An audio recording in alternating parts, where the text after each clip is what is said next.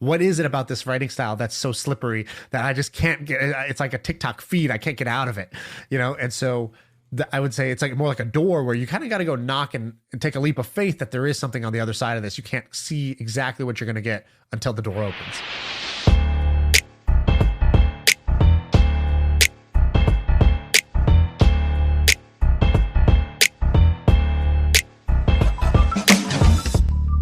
All right, we're live. Cool sweatshirt. What's going on? Oh, dude, I already told you I can't talk about it on air, but I am, there's some days where there's a fire on the third floor and you got to grab the extinguisher and go put it out. And so that's what I've been doing today, is putting out. And I'm glad that I did this, which is we had a bunch of family coming in town for Thanksgiving. Wife was like, oh yeah, it's great. We got my sister coming. We got this person coming. This person's coming from India. I was like, oh God. Okay. She's like, we should host Thanksgiving. I said, I love the giving spirit. I love the idea, but we're not hosting anything on Thanksgiving. Why? Because we have an e-commerce company and Black Friday is the biggest sales day of the year. And she said, well, what are we going to do? Like, it's just going to sell online. Like, we're not going to go to the warehouse or something and go fulfill it. So what do we need to do? I said, sometimes you got to create space, because you just want to be available. You want to have buffer. You don't want to be fully booked in case you need to do it. Maybe you have an idea that something you could do to drive sales. Or in this case, what if shit absolutely hit the fan and you had to do something to recover, which is exactly what happened today. I created space. My COO was like, oh, I'm just going to go pick this person up from the airport that day. It should be no problem. Guess what? She's in the car. The shit's hitting the fan and she can't get to a computer and she did not create enough space. And so that was a great lesson. That's an evolution for you, because you are not the man at creating space. I was not a space creator. That's come with, some gray hairs and wisdom is this idea. So I'm glad I did it, because shit's hitting the fan today. And, I'm just hoping that, I told you before this, I'm hoping that, my safety, my savings, my under the mattress savings of good luck needs to be cashed in today. I'm reaching under the mattress. I'm hoping it's still there. I feel like I put it there. I'm hoping that good luck is still there. I need it today. Well, okay. So what we're going to talk about products and media that we like, and I have I got one thing in particular that's going to make a difference on your day today, actually. Okay. We can talk about it later, so today's episode is, we're going to talk about products and media that we've consumed throughout the year that we think are cool. Because I like talking about gadgets and media, and so do you. The stuff that you talked about last episode was actually quite amazing. That article about data and how it's easy to read data incorrectly. Just kind of like a great find. Is that the idea? Great finds. These are exactly great finds we've had this year, whether it's a product or it's a piece of content. Great finds. I think that's in the Thanksgiving spirit. It's like, being thankful for it, but also people have time.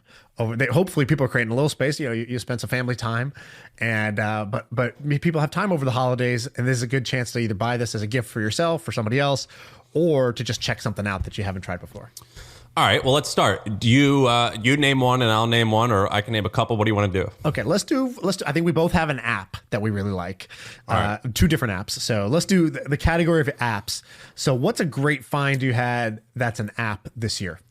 Okay, unfortunately, a lot of things I might name are going to involve fitness. A lot of them are going to be money related. It's a fitness influencer life, bro. Yeah, a lot of them will be money related, though, actually, and relaxation and mindset. So the first one, Zero. It's called Zero. I believe Kevin Rose started it. Okay, so I never thought that I was intermittent fasting, but in order just not to overeat throughout the day, I just wouldn't eat breakfast. Turns out that's called intermittent fast. But that's not why I did it.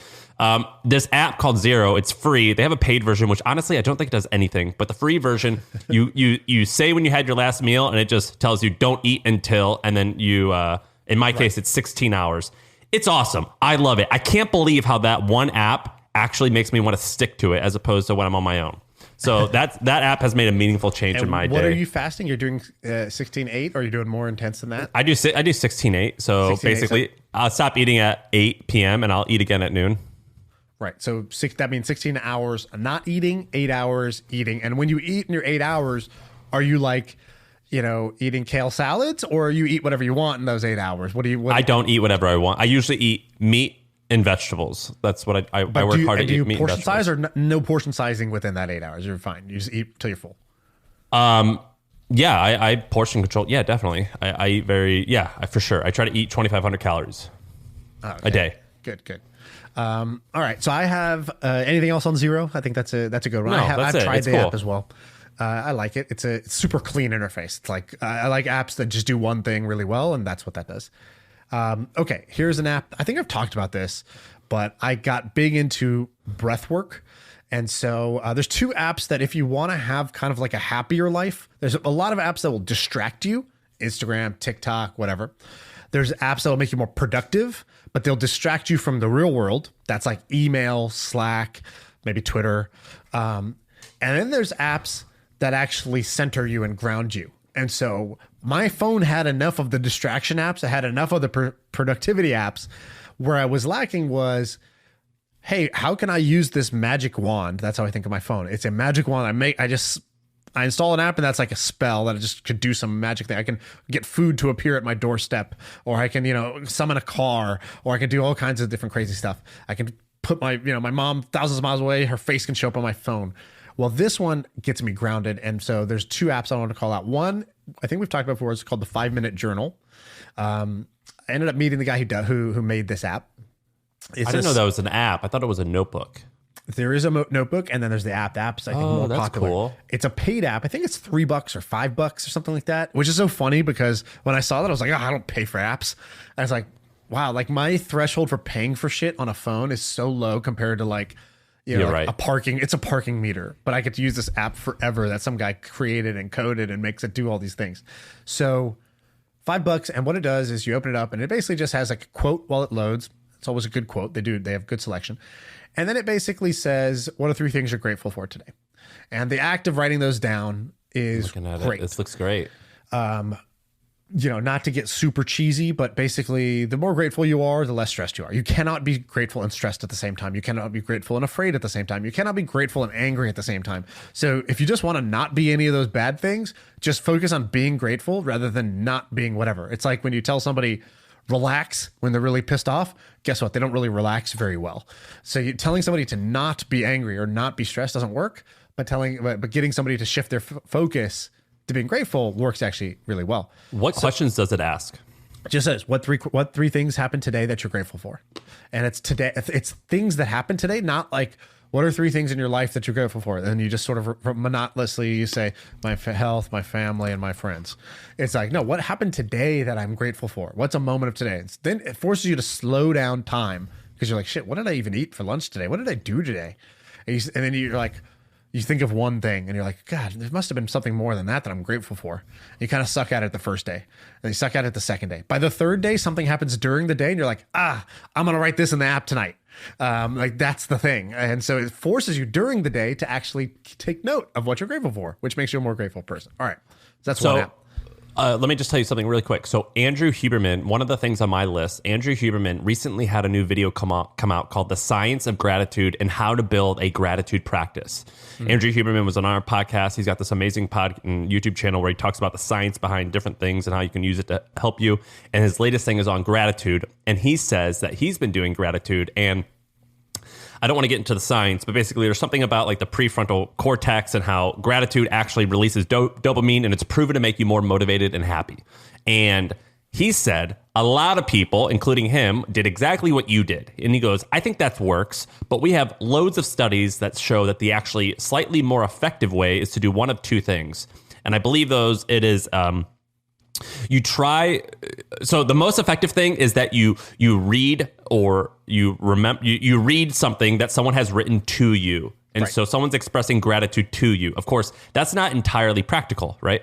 And so there's a few things that you can do. The first thing is that you can think of a story when someone was helpful to you. And if you focus hard enough, it actually feels real. Yep. And the second thing that I do, me and my wife, is every couple of days, we have a set time that we sit down and we say, here's what I'm thankful. I'm thankful that you did this. And then the second thing that you can do is you can actually think of a story in which my wife just do the opposite. We just say everything we hate about each other every 2 days, and then that sounds good. Then we get it off our chest. She's really good at the game. I'm getting better. It's a good thing. It's called the Hateful Eight. It's just 8 minutes of just like hating on each other. And the second thing that you could do is you can think of a story of someone being helpful to another person.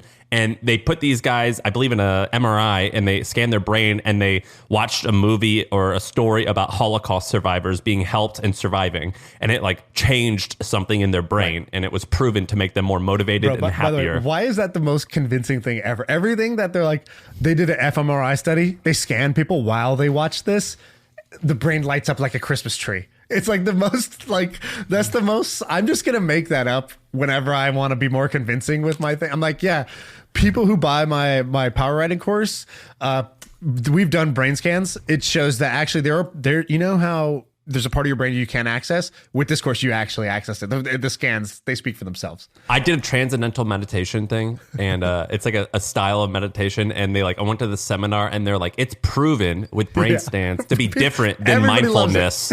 And I was like, really? I mean, like they're kind of the same thing. You're being quiet and just like I don't understand how. But anyway, that's what they said. So anyway, go ahead. Your second thing. Well, one more on that gratefulness thing. There's one other technique that it's less convenient, but when you do it, it's awesome. It's called flooding. Have you ever heard of this? No. All right. Flooding is when you create a flood of memories of great moments in your life. The easiest way to do it is you open up a photo album and you flip through it, or you go through your camera roll. So if like me and my wife, we get together, we'll have our camera roll open, and we'll just be showing each other photos from, 3 years ago. Remember that trip? Remember that day? Remember this thing we did? Laughing about it, what happened that day. And if you just do that for even 10 minutes, you just revisit those photos. I'm not a big photo guy. I actually hate taking photos in the moment. I find it to be just incredibly off-putting. And my wife's like the opposite. She loves taking photos of everything. But I got to admit, this flooding shit is amazing. It works. I literally love her more after we do it, because I remember all these amazing times I've had with her, and I don't have to try. I just look at the photo and it's there. It's better than my imagination. So that's what you're going to have to do today in order to get over your heartache, your money loss. I know. We'll have to figure it out. One more app. One more app. So the other app is called Othership. So this just came out. I invested in this thing because I'm a believer in it. I struggled with meditation. Meditation was very hard for me. So even though I was friends with the founders of Calm and they gave me a free account or whatever, never really used it. Couldn't get myself to enjoy doing it.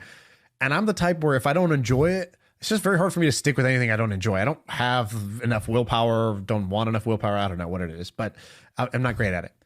So I wanted the benefits of meditation, but I didn't enjoy doing it. Breath work has become like a revelation to me. It's a form of meditation. It's very similar, but focusing on breath at a guided breathwork session. So I've tried Wim Hof, loved it. Wim Hof has a great app too. It's a free app. And Othership is like a souped up version of Wim Hof.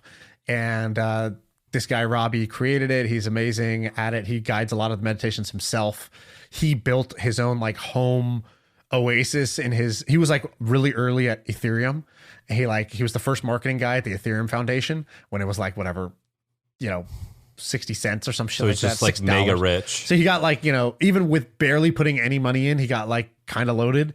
And then he sold some of it and was like, okay, I'm going to turn half of I'm going to make this huge kind of cabin out the garage type thing, like a mega garage.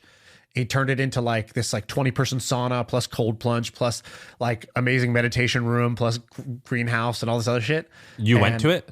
No, he's invited me. It's in Canada. I haven't gone yet, but it's Dude, amazing. He hosts a lot of people there. He invited us actually, so you're welcome to go anytime. And they do guided whatever microdosing LSD if you want to do that or whatever. No, you can do anything. You can do anything in this place. Long story short, he got really into breath work along this journey, and now this is what he does. He's like, I created this app. I'm gonna bring breath work to the masses, and I do it every morning, and it's amazing. So that's my Othership is the name of the app.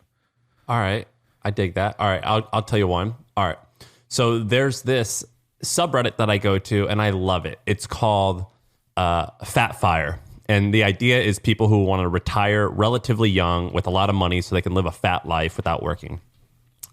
And there's this guy. And so basically, if you post on there a lot, the mods, the community leaders of the subreddit will verify your net worth to make sure you're not full of shit. By the way, did you have a goal like this? I want to retire by X age, or I want to be this wealthy by this age? What was your, how did you phrase your goal? I wanted to have $20 million by age 30. Gotcha. All right. That's what I wanted. That was my goal. I created that goal when I was in my, when I was 19 or 20 years old. I mean, I can't confirm or deny, but mission accomplished is what I would say. I sold my company. I achieved it at 31. I sold my company at 31. Right. And so that was my goal, because I asked a rich person who I knew, I asked him, how much money do you spend a month? And they told me $60,000 a month. And at the time I was like, I don't know, like, I can't imagine there's a world where I would. Absurd. Yeah. Yeah. I'm like, that just sounds crazy, but whatever. Like, I asked like 8 people and this person had the highest number. And I was like, okay, I'll just do that because I'll be conservative. And then if you withdraw only 3% of your 20 million, that gives you like $600,000 a year to spend there. That's that number. That's so what I just FIRE philosophy, and FIRE stands for financially independent, retire early. So that's yes. So you can spend a percentage of your liquid portfolio, and basically it continues to grow. Have enough money that the earnings, the sort of compounding earnings on the money being invested in something safe like the stock market, S&P 500 type of thing, can cover your burn rate. So there's 2 things that matter. What is the amount that I have invested in, and what is my life burn rate? That's why a lot of people who like FIRE, they go move to like, bumfuck, middle of nowhere. And they're like, oh yeah, I got rid of my car and it's great. Now I can, I got rid of everything I own, and me and my wife, we only eat apple cores, and now we are retired. It's like, but fatFIRE is different. fatFIRE is like, nah, I kind of want to ball out. I'm not trying to like skimp on my lifestyle. So, okay, what do I need to achieve and what do I need to optimize while still not giving up like what I find to be enjoyable in terms of lifestyle? Yeah, so that's how I made up that number. And I spend $15,000 a month. So I don't spend even close to that. By the way, but I saw this thing yesterday, which is somebody was saying, they posted like, my company, here's what my company's revenues were for I think his name's Chris Cantino. It was like, company's revenues for the first 7 years. And it was like, 0,000, 20,000, 50,000, 150,000, 350,000, 7 million, 21 million, or something like that. Right. I'm making it up, but it was some slow build, and then suddenly things really take off. And I think they sold their company. It was a soap company, I think, for $100 million. I think I have that right. Is that correct? You know this guy? No, I know who you're talking about though. He tweets great stuff. You said his name right. Yeah. So, okay. So he tweeted that, and it got me thinking. I was like, it's true. A lot of success, I would say the common, when success comes through the front door, this is how it arrives: slowly and then suddenly. When it rains, it pours, for sure. And when it rains, it pours. And I started thinking, okay, is that true in my life? And I started I wrote down how much money I made from the age 20 to the age 31, because I also got wealthy basically at 31. And it was like, $0,000, then negative $30,000 with that first startup. Then I got a job, and the job paid me $120,000. I thought I was doing great. That was 120, and then went to 160, and then it like stayed there for a bit. And then I totaled it, and I said, wow, at age 31, I made more than the previous 11 years before that combined. And I was like, this was my advice to young people always is, if you're going to take a non-traditional path like entrepreneurship or betting on yourself rather than a corporate career track, you should be increasing, every 2 years by a certain fixed percent, and you're great. That's your lifestyle. If you take the non-traditional path, you go try to be a content creator, entrepreneur, or something else. It's going to be this slowly then suddenly path. And if you're 22, don't count your earnings at 22 or 23 or 24. You're going to check the scoreboard at age 30 was my motto, my advice to people. Or regardless of 30 or not, after like 8 or 9 years. You give it a decade. And you need to is total it up in 10 years. How did I do versus counting every year? Because you're going to lose, win big. And that's often the path. So I was curious for you, if you did that, is your path similar, or if you charted it out for 20s to 30s? I don't know if you want to share the exact or whatever, but I can share some. I mean, when I sold, I had saved like 7 figures. Of course, that includes my wife and I, and she also worked at Airbnb. And so Airbnb went public, and she had worked there for a long time. Airbnb went public in December. I sold my company in February. So it was like December 1st, and then like February 1st was like that. Those 2 or 3 months was like massive. Right. And so, but prior to that, ignore that. Take her out because we don't want to put her business out there. So let's just talk about you. In your early 20s, what were you making? So from age 22 to probably 26 and 27, I paid myself something like $2,000 a month. So in the range, so the first year of business, I probably paid myself $20,000 for the first year. And then I paid myself $40,000 for the next 2 years. And then $70,000. And then the last year, that was 24K a year, and then 40K a year, and then you said 70K roughly. it was like 20, 40, 40, 70. Yeah. So that's 4 years in. And then the year we sold, I'd paid myself close to $300,000. Right. And I had a few other investments, like some angel investments and like some weird things that kind of paid off. But basically, like for the longest time, I mean, I was living, the way I rigged it was in San Francisco, my rent was only $400 because I rented out this big place and I only had 25 grand in my name and I spent all of it to rent out and furnish this place. And then I rented it out to people who basically subsidized it for me. So I was living like a poor person. And so I was able to save a little bit of money. You were living like a wealthy person, really. You were living in a place and it was only costing you $400 a month, which is a great example, by the way, because there's a lot of people that will be like, oh, I want to move to San Francisco, but I can't afford it.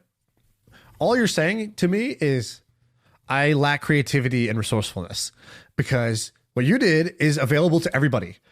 Go find a place that's at market or slightly below market price. And what you did, I think, is you cut a deal with the landlord. You were like, I'll never call you for anything. Yeah, I told Toilet them. breaks, I'll fix it. I think you lived there for like a decade or some shit, and you never called the guy. Like 7 years. You Yeah, never 7 spoke years. to the person.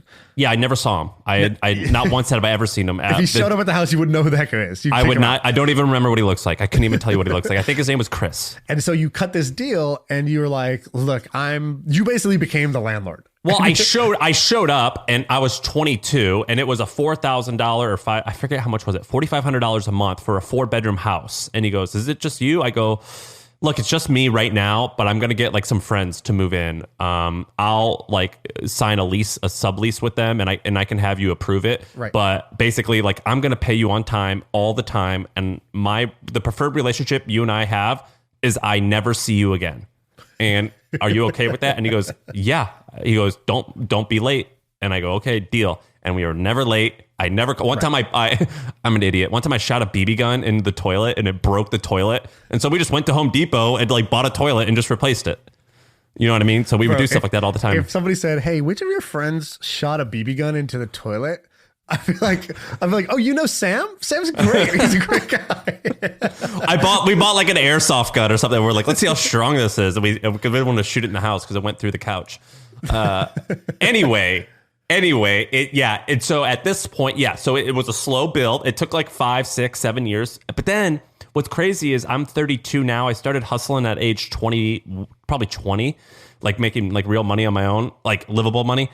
And at this point, at age 32, I'll make more this year from a couple like side investments, like a real estate deal that I did. I'll make more this year than collectively all of my salaries combined while working at the hustle. Exactly. And that's the exact same case for me. And I think that's actually really common. And I think the reason I bring that up is because A, it's interesting to me. B, I think that's really comforting to people, because when you're in it and you're not making any money and it looks like other people are all making hella money, it can feel very bad. And you can question if you're on the right path or not. And this doesn't mean you're definitely on the right path, but it means when this path of entrepreneurship works, that's commonly what it looks like. So don't be surprised. All right, so let's get back to by the way, when I was getting going, I was always so envious of other people, like my friends. I'm like, fuck, you got a job at Google? You make 150 grand a year and you have all these benefits? I haven't been to the doctor forever. This is awesome. I'm so jealous. So you'd come to my office and you'd be like, "Dude, this is your office?" And I'd be like, yeah. And then we'd be eating something. You'd be like, "Is this cheese just always available? Whose cheese is this?" They just bring you this cheese. I felt like I would you'd be like, "Look, this cheese is from Whole Foods. This is expensive cheese." I'm like, "Bro, stop talking about the cheese right now." But it was like, I remember you were noticing all those things in a funny way. Well, I was like, "You guys have an espresso machine?" He's got a women's bathroom? What the hell is an espresso machine? Yeah, I remember I was like freaking out that you had an espresso machine. I was like, "What the hell is this?" And I remember like I used to take food to go. So anyway, it accumulated quickly. And I think for most people, I think that it's basically, it's like you're poor. And then it's like, suddenly it's like, oh, holy crap. I'm not anymore. And, Right. you have that moment. And there's this subreddit called fatFIRE, and they talk a lot about that. And there's this guy who has a series of threads called Confessions of a Hectomillionaire. And he's doing like 8 parts, and I linked to it in there. I see part 5 here. Yeah. And the mods have basically approved it. So basically, the mods have, like, this guy DM'd his accountants or account information or something. So they like verified that he's as wealthy as he is. But basically, in the beginning thread, he says, I'm worth north of $100 million. I got wealthy originally because I was an employee at a tech company that made me $30 million. And that was like 15 years ago. And then I invested in this, and then I did this, and then I did this. And I'm going to answer a lot of the questions that I think a lot of people ask here. And the mods have approved that I am who I am. And I'm going to tell you all about work and purpose, my time and routine, why I keep a low profile, how relationships are complicated, what I spend on a monthly basis, what my investment in portfolio management is. And it's incredibly fascinating. I love this stuff where you get behind the scenes of people who you normally never have access to. And so it's a great series. It's a great thread. It's awesome. Awesome. I love it. Great find. Okay, let's do some more. So what do I want to do? Okay, let me do... You want me to do a quick one while you're thinking? Yeah, do a quick one. Okay, and I can keep rattling, so you just let me know. So, all right, this is a little black hat here, but I'm going to tell you. So there's this company called, I think it's made by the same company. It's called Web Archive. It's the greatest thing ever. I love Web Archive. And they have got this side project called Archive.today. So Archive.today. Have you ever seen this? Yes, I have seen this. It is awesome. So if you ever want to read, so there's a bunch of products out there on how to read articles that are paywalled or behind some type of like thing that you can't see them. So there's outline.com, which is kind of cool. There's this other one that's called 12 foot, and it's called 12 foot ladder. And so it basically says, show me a 10 go over the paywall. Yeah. So listen to the tagline. Show me a 10-foot paywall. I'll show you a 12-foot ladder. Brilliant, right? Genius. Brilliant. And it doesn't work all the time. It doesn't work very well. That's the problem with 12 foot. Yes. Neither does Outline. Yeah. Archive.today works. I've never used it and it not work. And so if you ever want to read something and you don't feel like paying the paywall, like you just want to read like an article and not all like pay for it, Archive.today is the greatest thing I've ever seen. Yeah. And the Internet Archive is just like a treasure, right? Like it's a nonprofit thing. It's a great way to go look up what did the original version of the Airbnb website look like. You can go to the Wayback Machine, which is something they've created, and you can type in Airbnb.com. You can go back and you can see, oh, wow, it used to be called Airbed and Breakfast. And it was like catered toward conferences because that's how they initially got their start and blah, blah, blah. So, the Internet Archive, which is the nonprofit behind it, is amazing. They actually bought our friend's company. They bought Xavier's book company as well because they're going to like scan all the books and make them available for people and things like that. So they just it's amazing. Really they're based in Inner Sunset, right where my office was. That's right. Okay, let's do some more. Okay, so I basically made a pretty big, and I think at the risk of us sounding like kind of like overly obsessed with fitness, which is like ironic because at least you're ripped. So I think you could get away with being obsessed with fitness. I'm not ripped yet. So it's like a little bit weird when I talk too much about it. But I made a big investment in this because. And your improvement has been massive. I basically, when I was. How much did you weigh when we first started filming? Do you know? I have no idea, but I basically gained like 40 or 50 pounds over the course of like my last startup and like never lost it. So do you think you weighed like 250? Not 250. I think the most I ever weighed was 225, and I don't even weigh much less than that now. But it's a different weight, though. It's like muscle versus fat. It's like converting, right? So, yeah, I basically ballooned up. I used to be 175 or whatever, and then all of a sudden I'm 225, and felt really bad, and it's not healthy. It doesn't look good. All this stuff. When I would see a photo of myself, I'd think that's a bad photo of myself, and after 3 years, I'm like, hey, how come all the photos are just bad photos of me? Oh, wait, maybe I'm like actually just like massively out of shape here. So I invested in basically 3 or 4 things now that have paid off. And I'll tell you one that I don't think paid off. So, so I think fitness takes a couple things, at least for me, and that's time. So I was like, okay, what are some things that if going to the gym is taking too much time, what's a way that I can hack that? So first of all, I built a home gym. So there's no going anywhere. But even me, you could put a Peloton right next to me. That doesn't mean I'm going to ride it. You could put my foot in the straps. That doesn't mean I'm going to push. Like, there was many reasons for many years that I didn't exercise regularly. And so one was just bringing the gym home. Then I got a trainer because I said, well, if some dude shows up, I'm not just going to ignore him. Like, I'm clearly going to like do the workout. And I think that's the biggest thing that made a difference. I have a friend who is who is a wealthy guy, and he was like, hey, can you tell me what to do? And I'm like, no, man, get a coach for like $250 a month, and they'll tell you what to do, and you don't think, you just do what they say. And he was like, that's really expensive. I'm like, dog, you live in a $4 million house. Like, why do you, like, your body's your house, and you're not going to spend $300 or something to fix it? Yeah, that's wild.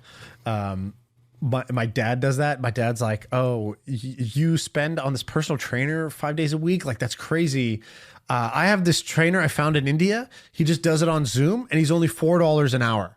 I was like, $4 an hour? He's like, yeah, he wanted $6, but I got him down to $4. He was so proud. And I was like, oh, that's amazing. Okay, is it good? Such an Indian thing to do. He's like, yeah, he's really good. He's really fit. No, I was like, no, is it good for you? He's like, oh, well, I don't really do it. Like, he's like, it's only $4, so I don't even mind if I skip it. I was like, exactly. Like, you literally don't do it. It's not working for you. You're not exercising regularly. You're not getting in better shape. So is it really that good?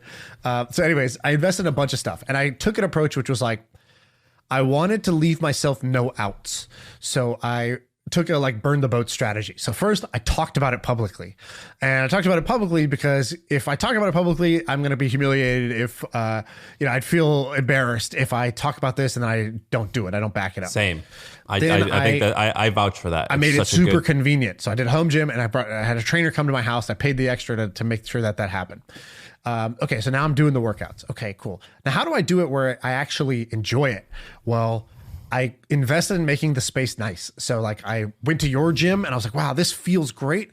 I need to get a floor like this. And I bought these rubber tiles, and I did all this stuff to make the gym feel better. And I got the sound system, and I did a bunch of things to make the environment one where I would not dread going there. I would want to go there, and a bunch of things like that. So those were all great investments. I felt like great finds for me was like these little rubber tiles, and it took time and energy to research these. And I didn't outsource this. I was like, no, I need to find the best one because I want this to feel a certain way. And I crafted that kind of vision for myself. Same thing. I just got a sauna, set it up yesterday, did the first sauna session in it. And I'm like, this is amazing. That's sick, right? Already, this is one of my great purchases of the year. And I just have had it for one day. I got this clear light sauna, infrared sauna. And I know that some people are like, don't do infrared. And some people are like, buy this other brand instead, whatever. No, Clearlight's good. Clearlight's a great brand. But some people are like, you should do the dry sauna, not the infrared. From what I could tell, it's totally fine. And it's, importantly, it fit into my life. Whereas the other one would have required like a whole bunch of like waiting for like a bigger space and electrical and all this changes to be made in order to work. As long as it can get hot enough, it's good. Yeah, exactly. So those have been, for me, the best finds. Now, here's the worst buys, the worst things I did. Anything that I attached to my wrist has just failed. So I bought an Apple Watch, lost it. Same. Or got stolen / lost. I don't know what happened. It was at the office and it was gone. Second one, bought a Fitbit, lost it. Whoop band, have it. Battery's dead. Don't charge it regularly enough for it to be useful. So everything I've tried that's like a fitness tracker that is like a wearable device, it doesn't work for me because I'm too disorganized and lose shit and don't keep things charged and ready for the morning and then charge it for sleep. I had an Oura ring. I lost that too. I have failed on like 5 wearables this year. So I got to count myself out on that. Do you wear a wedding ring? Lost my wedding ring as well. So that's, for bonus points. Dude, that's why I wear these like $20 rubber ones. Yeah. Mine was only a $60 wedding ring anyways. So I didn't feel, the sentimental loss. Yeah. But, I kind of knew that, hey, I don't know if I'm a ring guy. I never wore a ring in my life. Yeah. And sure enough, just taking it on and off ended up. I lost mine the first week. Same. Yeah, I lost mine on my honeymoon.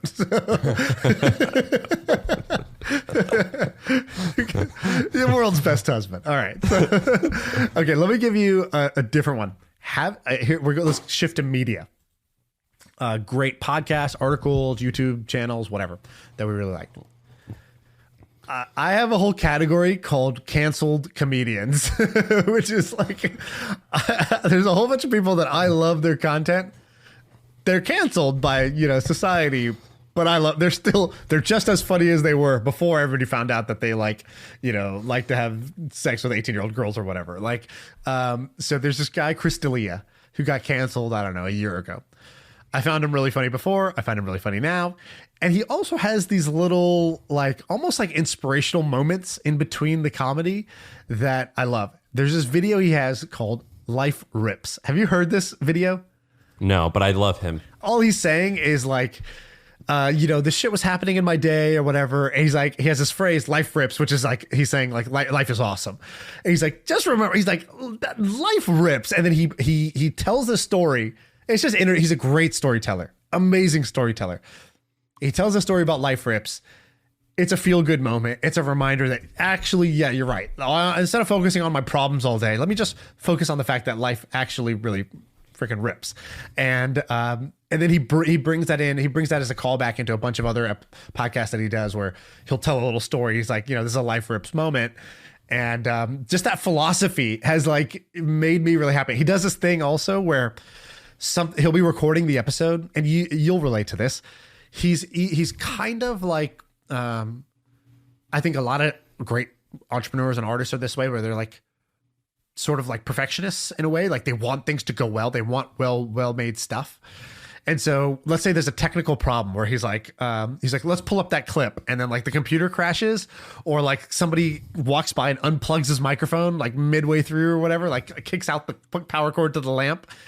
And instead of in that moment getting mad, he just replaced it with this thing where he just goes, yes, the cord ripped out of the wall. He'll just be like, he'll be like, yes, we can't find the file. Or he'll be like, yes, dude. Yes, we absolutely can't show the thing I'm talking about. Yes, nobody has any idea what I'm trying to say. And he just like, instead of being like, oh no, this sucks, which is like such a pattern that we can fall into, he just does this little yes thing. And I kind of stole it in my daily life. My wife hates it. She thinks it's like very annoying that I do this. Like she doesn't understand what I'm doing. She doesn't know the reference. Now she will. But she doesn't listen to the podcast either. So she still probably won't. But it's such a hack, dude. It's such a hack to just, instead of just letting this little inconvenience, this little thing that went wrong, F up your mood, just like rewire the response to something that's almost ironic. It's like sarcastic, but it actually becomes real by the time you do it. Jocko, who's this guy who goes on Joe Rogan, he does the same thing. He's just like this crazy, I don't know, Navy SEAL type dude, super hardcore. And his whole thing is around like, pain is good. And so like, he'll be like, oh, you got shin splints? Good. Like this run. I love that. It gets me fired up. He'll be like, oh, your Uber ride didn't show up? Good. Time to have a hike. It's like, he replaces, that sucks. With, good. Time to get tough, or good, good. Got to go earn more money. Lost all mine. Like, whatever. It's like almost comedic how extreme he is with it. But not gonna lie, this shit actually works. And so that's my content recommendation. Do you have, I've got a bunch, but do you have any type of cardio machine at your house? Treadmill. Yeah. And a rower. All right. Yeah. You do have a rower? I have you have like a rower that makes you feel like you're on the Swiss Canal or whatever. I have like a rinky dink, $120 Costco rower. All right. I don't think you're going to want to do this then, but I was going to say tomorrow. So I'll do it on my shitty rower. I've been doing these things where like, I'm like, all right, everyone, this Sunday, 60-minute row, post your results. Such a fitness influencer move, motivating others. So do you have a bike? You don't have a bike? Do you have a bike? I have a bicycle, not a spin bike. I have like it might be easier if you're doing the bike. So I'm going to get up early tomorrow, like 7:30 or maybe 7, and I'll get this thing done. And you just post your results and be like, and so I tweeted out, I go, tomorrow is a 90-minute day. And people are like, isn't that boring? And I'm like, yes, that is the point.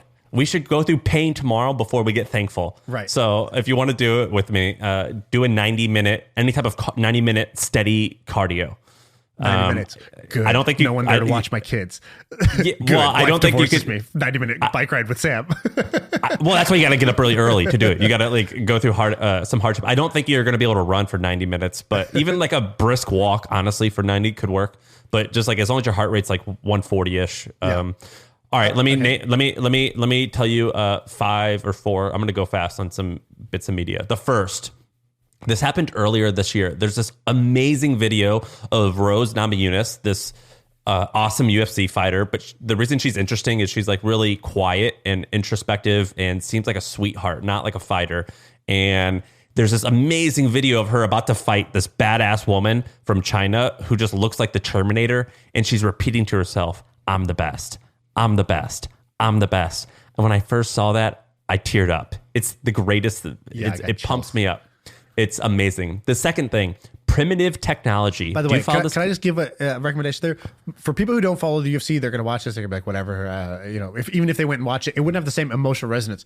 It resonated for you because you know how much of a Terminator that other girl is. You know Rose's backstory and how she struggles with anxiety. She's not a bravado type of person. So for her to say, I'm the best, it's not bravado and trash talk. It's literally self-talk so she can perform, believes and be her best and not let anxiety get the best of her. So the backstory, but I think everybody should have these go-tos, this stash of like inspiring moments that you were there for, that the context, the backstory, and then you could just put them. It's like that flooding thing I was talking about earlier. You could just go back to it and you can instantly get that feeling. And you should just have a well of these, which I like. I think that people should know that. I mean, like successful people, I don't know if people consider me successful or not, but I know that like way more successful people than I do this, but I rely on like I'll like read a book about someone who I admire and I'm like, how would this person react to this situation? Totally. Like I do that all the time. Or I'm like, sometimes I'll even do it with like UFC fighters. I'm like, this guy just got punched in the face and he got up. Like I can do it. Right. So I like that Rose Namajunas thing. The second thing is primitive technology. Have you heard of primitive technology? No, what's that? Click the link. It's in there. So this guy has 10 million subscribers on YouTube. In his videos, of which there are, how many are there? Maybe 50? You've talked about this guy. He's like a caveman. Yes. So there's maybe only 20 videos. And his very first video has 31 million views. It was 6 years ago. And it's him not talking, not saying a word. He's in the woods and he's building a hut. And eventually it works out to build like a proper house. And he does it without saying a word. And he does it with only using things that he finds in the woods. No power tools, no nothing. He builds a kiln. He builds a tiled roof hut. Okay, so I'm on that video. It starts, he's just the camera is just panning at this spot on the ground in the middle of the forest. It's clear like there's nothing here. I'm going to build a little hut here. Now click to the end. Click to the end.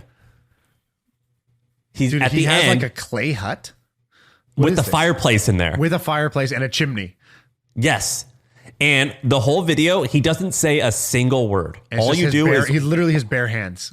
Yes, just building it. And then he'll like make like a hammer out of like he'll make rope and then he'll make a hammer out of rope and a stick or a rock and a stick. Do you know this guy's backstory? Like this guy looks just like everybody I went to Duke with. Like who is this guy and why does he do this? It's in Australia, I believe, and he owns this land. And so if you go to his about page, it just says, where is this? And he goes, Queensland, Australia. Do you live in the wild? I don't live in the wild, but I love going out into the land to do these projects. Queensland. Yeah. And so he doesn't talk much. He doesn't do anything. His channel has gotten 1 billion views and all he's doing is building like, dude, like there's another one. I'm watching him make fire just with this. He's just rubbing his hands together like this with a stick in between. And he just made a fire while you were talking. It's so relaxing. It's so awesome. I love it. So be honest. Do you actually watch? Because I see this. I'm like, this is so cool. And I'll like click through one and then I'll be like, oh, this is just something I'm going to go tell other people about. I would never actually sit here and watch this for 30 minutes. I've watched all of them. Do you have Apple TV? No, I don't. But I have Apple TV. So my version of TV is YouTube. So first thing when I sit down on the couch, I go straight to YouTube and I'll just watch like this is like that TV show How Stuff's Built. Do you remember that? Yeah, but you do it in the background or you actually just pay attention to them. Yeah, maybe I'll like be talking to Sarah or cooking Yeah, I'm like, oh my God, wait, watch this. Look what he's doing. Yeah, maybe it's in the background. I mean, I don't actually sit down and really watch TV unless it's a movie. Or the challenge. Challenge. Okay, so this is amazing. Okay, primitive technology. I love it. All right, let me keep going. I'm going to roll. Okay, the third one, how to be great, just be good repeatedly. This is an article by Steph Smith, who works for me. There's 2 reasons why I love this article. The first, that is one of the best headlines I've ever read. Yes. It is a wonderful headline. And she writes this article about how great things rarely are you like trying to be great. It's more so just like being kind of good, but doing it consistently. And in my life, I have found that with this podcast, with a bunch of other stuff, like I'm like, I don't want to do this today. It's like, all right, fine. I'm going to do it anyway. Even though I know today I'm not going to do a good job of it, I'm just going to get it done. And she does a really good job of articulating why that works. So I love that article. All right, I'm going to keep going. The next one, there's this guy who's got a YouTube channel called More Plates, More Dates. Yeah, I watched this guy. He is amazing. He looks at pro athletes and actors, and he's I think he's a doctor. I don't know what his background is. He sounds like he knows what he's talking about. And he tells you what steroids he thinks different people are on. I watch these, and every time I do, I regret so much. I'm like, what a waste of my life I just did. But he comes up in my feed, and I'm like, oh, I know that person. Yeah, are they on steroids? And then like 30 minutes later, I'm like, I cannot believe I've let this be in my brain for the last 30 minutes. What a waste of my brain.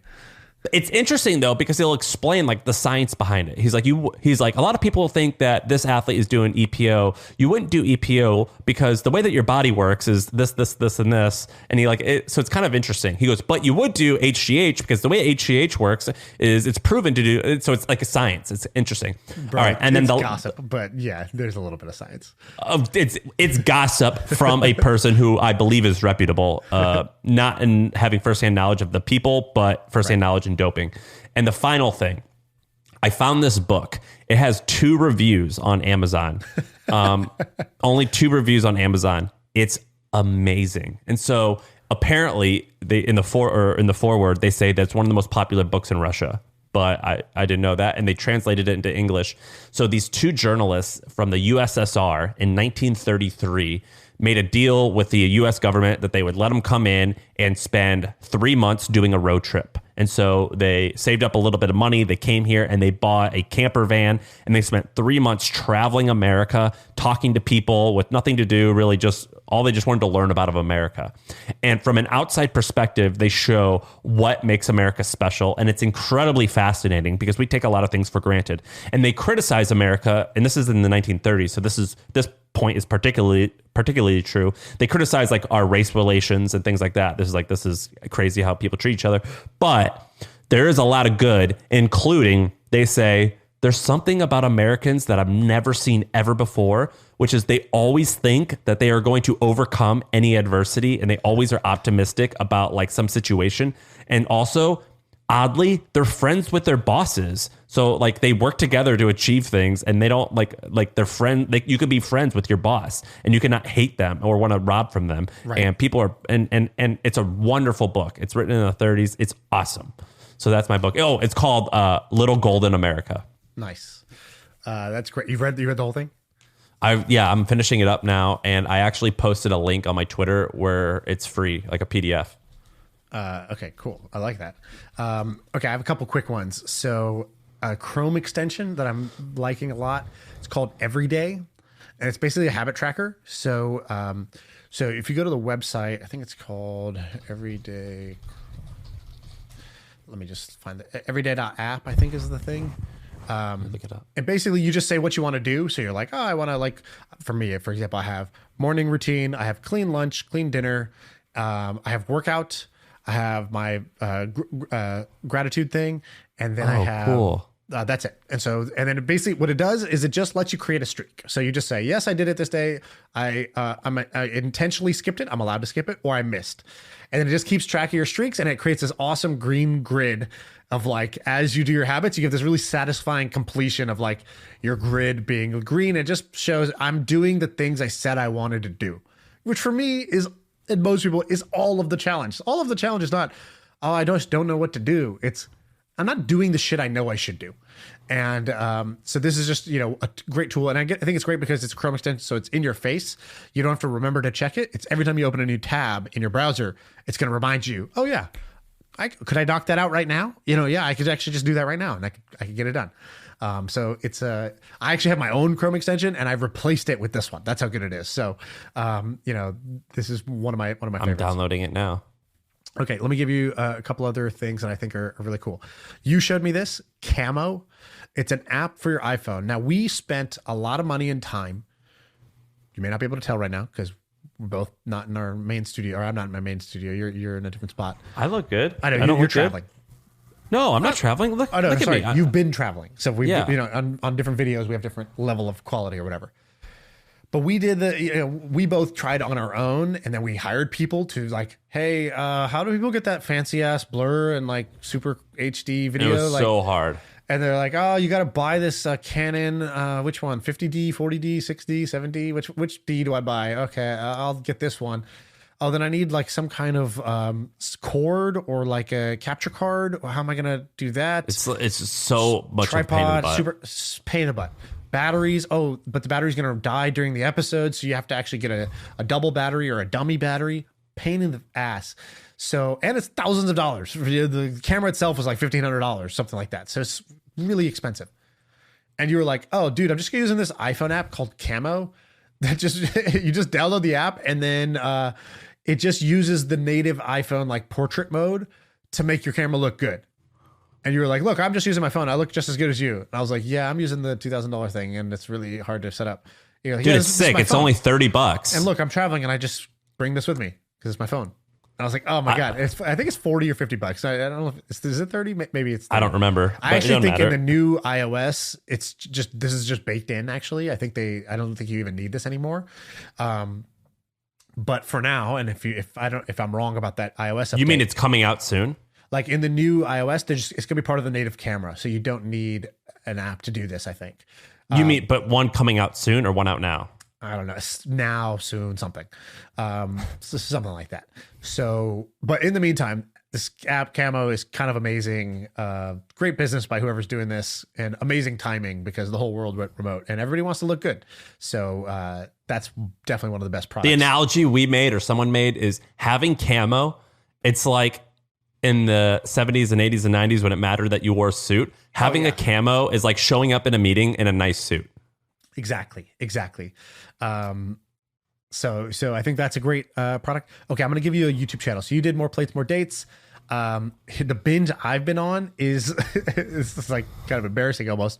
It's these old school direct sales seminars.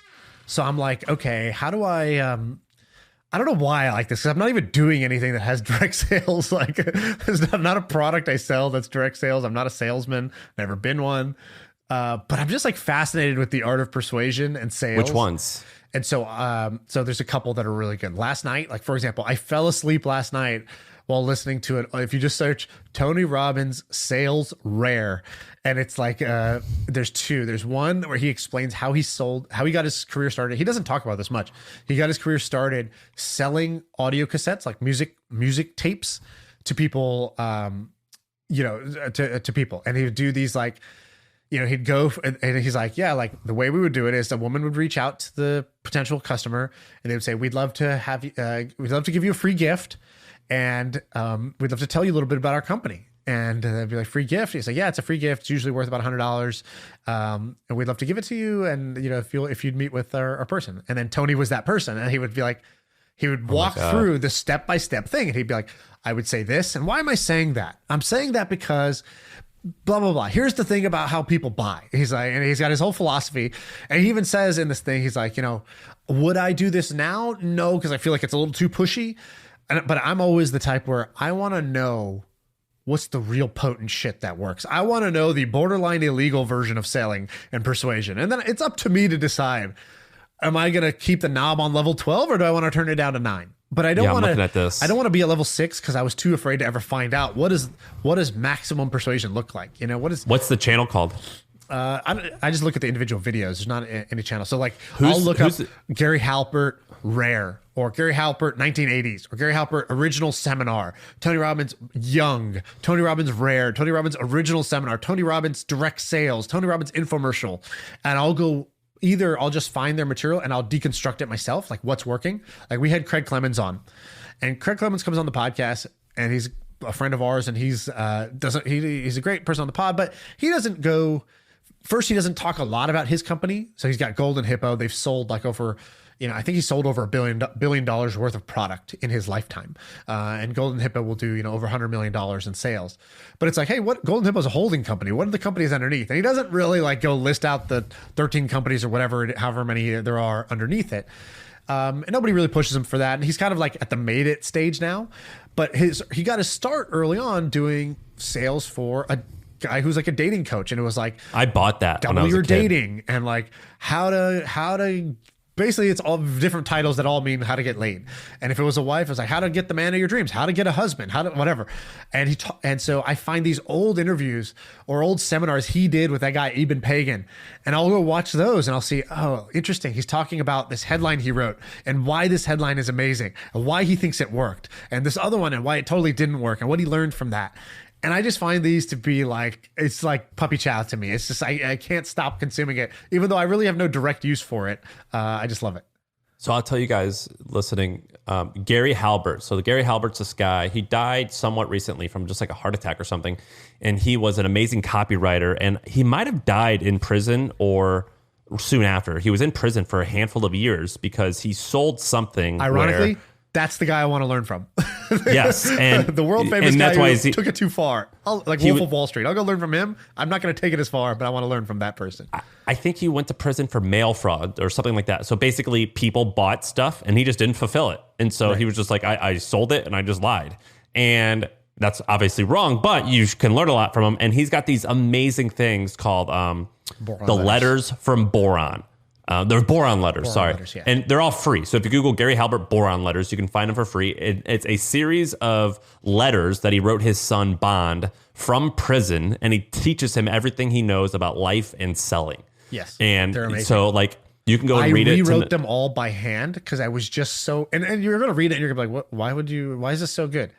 It's so good if you know why it's so good. It's almost like that. It's like. It's not. No, it's clearly good. Like you fall down like his slippery slope. You're like, why is this so interesting? Well, why do I want to keep reading this? Exactly. You don't know. It's not like it's not a. It's what I'll call a door, not a window. So a window opportunity is one where you look right in and you could see what's in it for you, and you're like, oh, okay. Like, for example, let's say you wanted to get better at copywriting. The thing is not called how to get better at copywriting, and then he doesn't say here's 5 copywriting techniques. No, he actually writes these as letters to his son, and then he just shows you great copywriting, and then he sprinkles in lessons as he goes, but it doesn't come to like letter 5 or whatever. There's like, it takes you're just interested, you're hooked, and you don't know why, and that's the technique. And then you got to like figure out, why is this so damn good? What is it about this writing style that's so slippery that I just can't get? It's like a TikTok feed, I can't get out of it, and so I would say it's like more like a door where you kind of got to go knock and take a leap of faith that there is something on the other side of this. You can't see exactly what you're going to get until the door opens. Yeah, this is a winner. All right. Well, I think we just like laid out a ton of interesting stuff. Ben, you there? And by the way, we should put links to as much of these as we can in the show notes. I'm also going to send out a newsletter of just like summarizing these, just on like whatever my own like my weekly newsletter, whatever, ShaanPuri.com. And because I think these are actually really good, but most people listening to this, it's probably really fucking hard to be like, what am I supposed to do? Write these down and then go Google all these different things these guys are talking about? Yeah, like, we'll do it. You need the links. What do you think, Ben? Yeah, this is going to be great. At the bottom of the show notes, we'll just put a long list of all the links so people can find everything. But this was awesome. We'll just spew in cool products that we consume. By the way, I have half of, you told me about this 2 minutes, or you told me before, but I was busy. I learned about this premise 2 minutes before the show, and I actually still have like 5 things that we didn't even get to. And I know you have like 10 things we didn't even get to. So we may want to, if people like this, we may want to do one more of these. I like it. And the point of this is it's supposed to be a Thanksgiving special, right? So you guys are just, if you're fat with turkey, you're sitting on your couch, you got some time on your hands. You can just start clicking through all these links, check out all this stuff, buy some stuff, watch some things, have a good time. I think it's mostly free stuff, by the way, that we mentioned. Yeah, a lot of it is free or very cheap. Ben, I love that sales pitch. That was great. Who's have you been watching these videos too? Are we sharing YouTube accounts? What's going on? Yeah, I just had to step up my game after you're talking about all this copywriting and sales stuff.